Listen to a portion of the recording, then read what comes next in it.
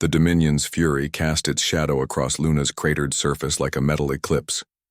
Admiral Kithex stood on the bridge of the kilometer-long dreadnought, watching the primitive blue-green world spinning below through the tactical display. The third planet from this unremarkable yellow star had been broadcasting radio signals for barely a century, a cosmic blink of an eye. They called themselves humans, and they would learn their place in the galactic order. All weapons charged. Admiral, reported his tactical officer, tentacles dancing across holographic controls. The lunar blockade is complete. Kithex's mandibles clicked in satisfaction. The Zephyrian Empire had conquered 300 systems using this exact strategy. Position a warship between a world and its primary moon, demonstrate absolute power, then demand immediate surrender. Most species capitulated within hours once they realized their orbital mechanics had been hijacked. Broadcast the standard ultimatum, Kithex ordered. The message transmitted across all human frequencies: surrender completely, accept imperial rule, or watch their moon be moved into a decaying orbit that would rain debris upon their homeworld for generations. Hours passed. The humans responded. With frantic radio chatter, military channels buzzing, their primitive spacecraft scrambling like insects. Kithex had seen it countless times before. Panic, then acceptance, then submission. But something felt different this time.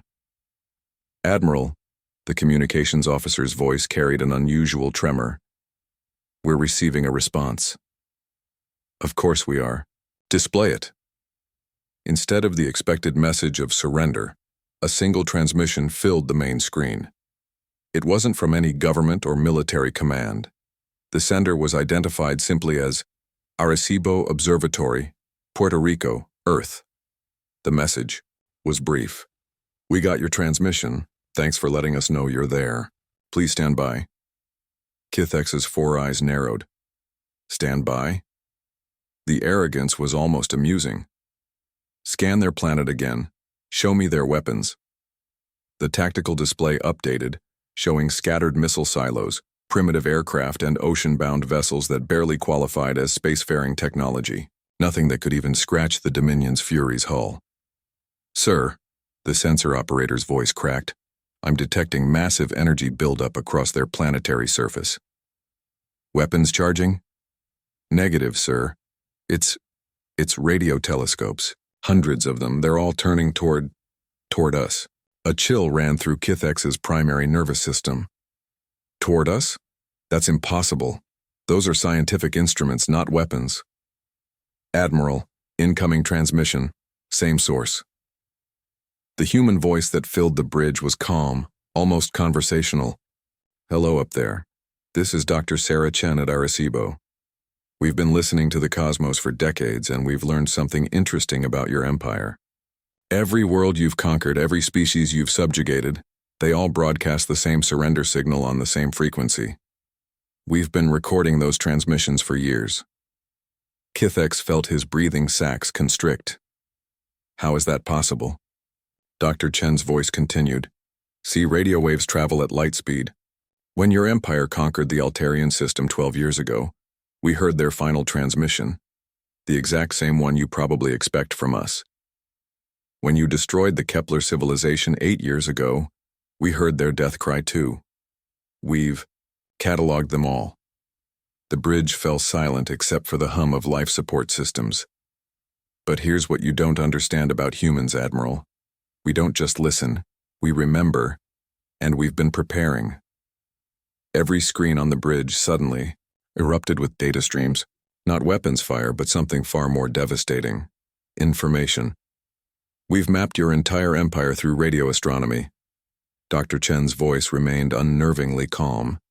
Every conquered world that still broadcasts rebellion signals, every resistance movement you thought you'd crushed, every species that dreams of freedom, we've been in contact with them all. Kithex watched in horror as the tactical display showed the impossible. Synchronized signals erupting across dozens of star systems, all broadcasting on the same frequency, all carrying the same message. The humans have arrived.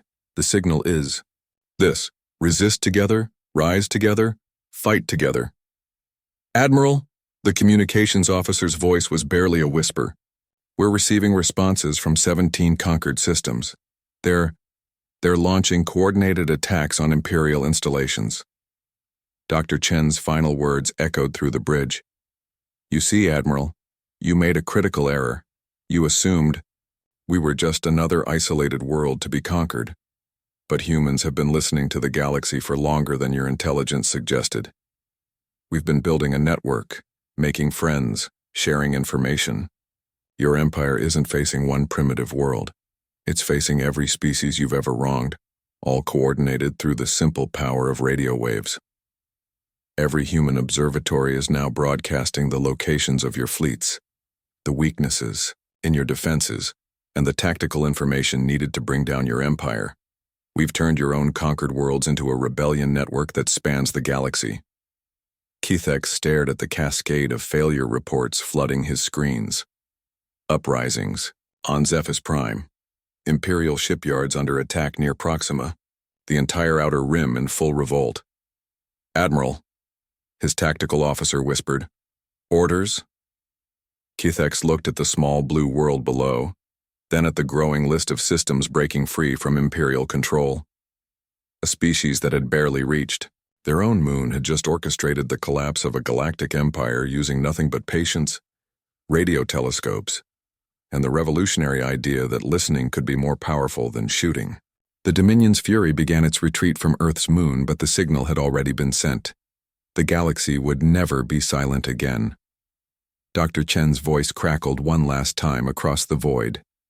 "Oh, and Admiral, welcome to the neighborhood. Next time, maybe try saying hello first."